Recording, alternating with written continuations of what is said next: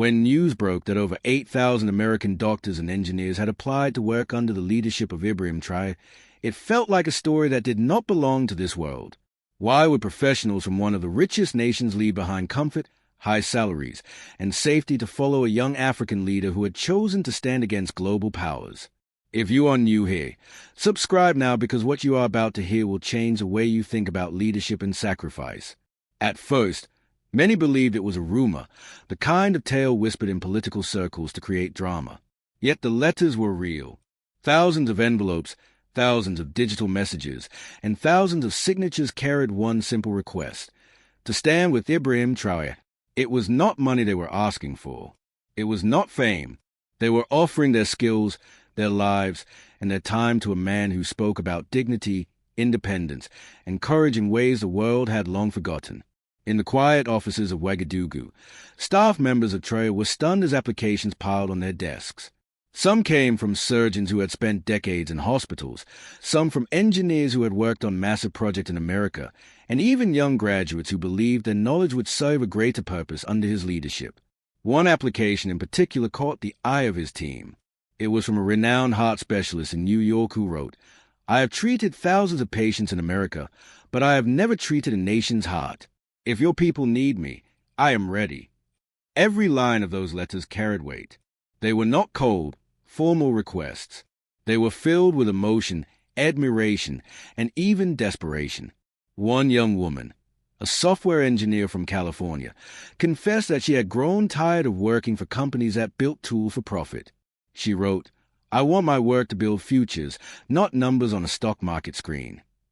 Another voice came from a retired military medic who had served in Iraq. He admitted that he had lost faith in wars fought for power, but he wanted to serve in a fight for freedom. The scene was overwhelming. It was not only the quantity but the depth of commitment that shocked everyone. Traore himself, known for his calm strength, was silent for a long moment as he read the first batch. His aides expected him to smile, perhaps even to celebrate, but he looked more concerned than joyful. He finally whispered, "Why now? Why me?" The question hung heavy in the room. Was this a genuine movement, or was there something hidden behind these applications? Could it be pure inspiration, or was it a test, a trap laid by forces that disliked his defiance? The mystery deepened with every letter, and the world was about to witness a story no one could have predicted. The weight of 8,000 applications did not rest only on paper. It rested on the conscience of a man who had never asked for such attention.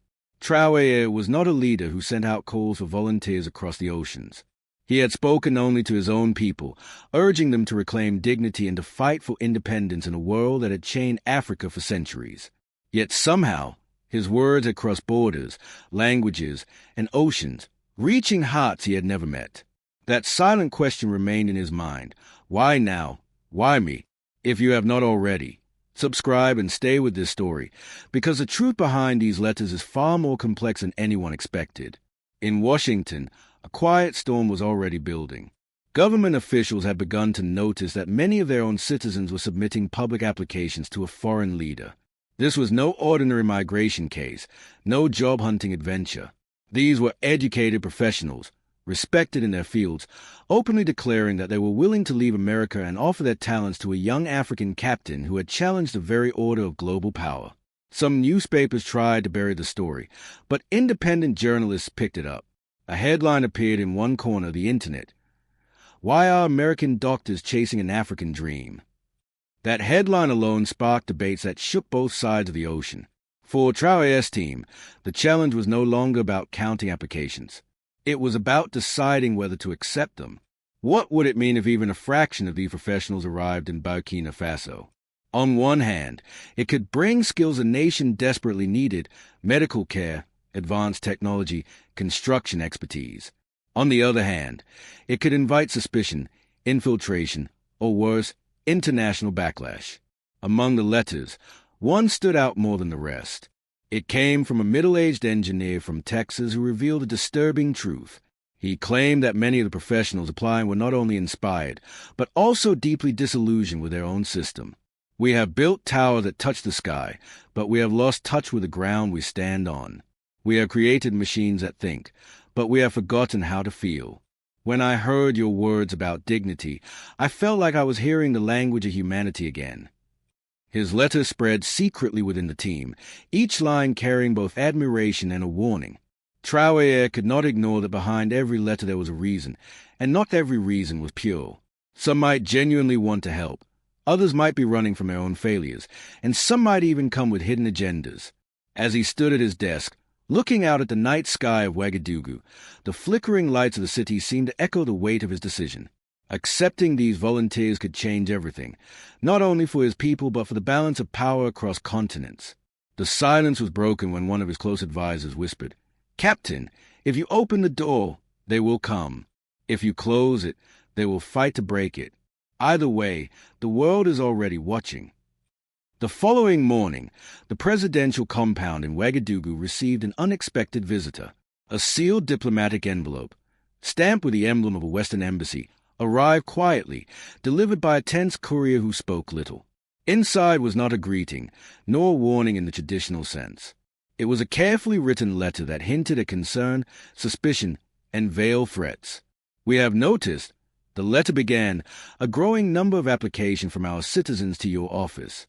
We strongly advise you to discourage such actions, for they may destabilize relations that we value." The tone was polite, but the meaning was sharp. They were watching, and they were not comfortable with what was happening.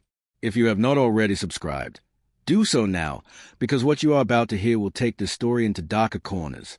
For Traore, this was not unexpected. Every move he made drew attention.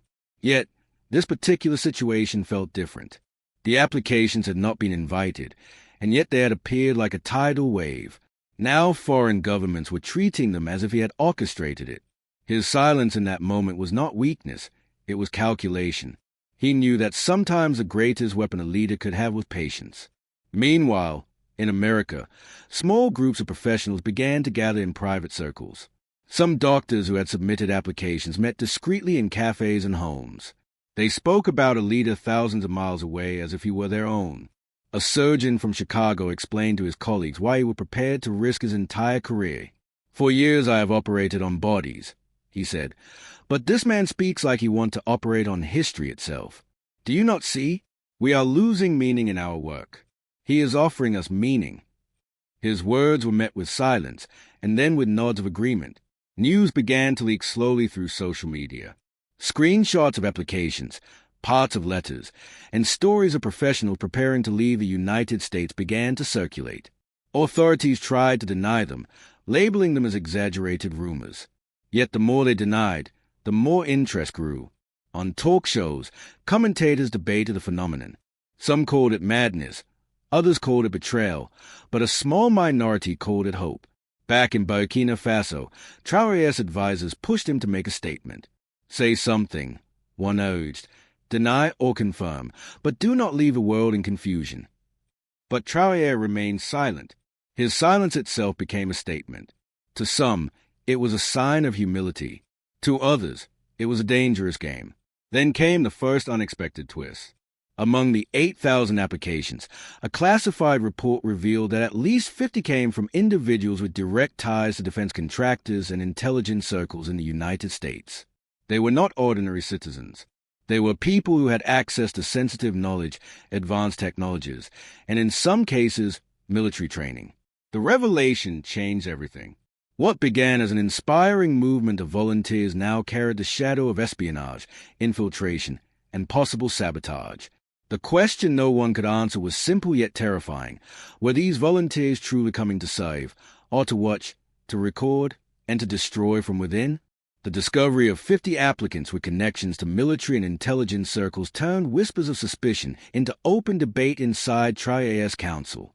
The room grew tense as advisors argued over the meaning of this revelation. Some believed it was proof that the entire wave of applications was a trap, carefully designed to lure the young leader into a vulnerable position. Others insisted that even within systems of power, individuals could rebel, choosing dignity over orders. As voices rose in disagreement, Traore raised his hand for silence. His expression was unreadable, but his words cut sharply through the noise. If these people are sincere, we gain knowledge that could build our nation. If they are not sincere, we gain knowledge of the games our enemies play. Either way, we learn. His calm logic silenced the room, but it did not ease the unease. Far away, in a quiet suburb of Boston, an engineer who had already applied sat at his desk, staring at an email he had just received. It was from an unnamed address, warning him to withdraw his application immediately. The message was short and cold. This path will end careers, destroy reputations, and bring consequences you cannot imagine. He read it 3 times, his hands trembling. Instead of deleting it, he shared it with 2 other applicants he trusted. Within hours, that warning circulated among dozens of volunteers, sparking both fear and defiance. The story was no longer hidden. Major newspapers could not ignore it any longer, and headlines began to spread. American professionals seek African leader. Doctors turn away from Washington, look to Ouagadougou. Some articles mocked the movement, calling it reckless idealism. Others treated it as a dangerous trend that needed to be stopped. But in every corner, the name Ibrahim Traore was now being spoken. He was no longer only a leader of a small African nation. He had become a figure of global conversation. Inside Burkina Faso, ordinary citizens reacted with mixed emotions. Some were proud that a leader from their soil had inspired people across oceans. Others were wary, questioning why foreigners would suddenly want to join their struggle. A farmer in a rural village was heard saying, "If these people truly want to help, let them farm with us, let them suffer the sun with us. Then we will know their hearts." The people's doubts reflected the complexity of the moment. Inspiration alone was not enough. Trust had to be earned. Traore's silence continued to haunt both allies and rivals. He neither welcomed the applications nor rejected them. His refusal to take a clear position frustrated foreign governments and fascinated his people. It was as though he was waiting for something, some hidden truth to reveal itself before he made his move. The unanswered question grew louder. Would he accept these thousands of strangers into his nation, or would he shut the gates before they ever arrived? And then, as if timed by fate, a new message reached his desk, one that threatened to change the entire direction of the story. It was not from an American doctor or an engineer. It came from within Africa itself. The letter that arrived was unlike the thousands that had come before.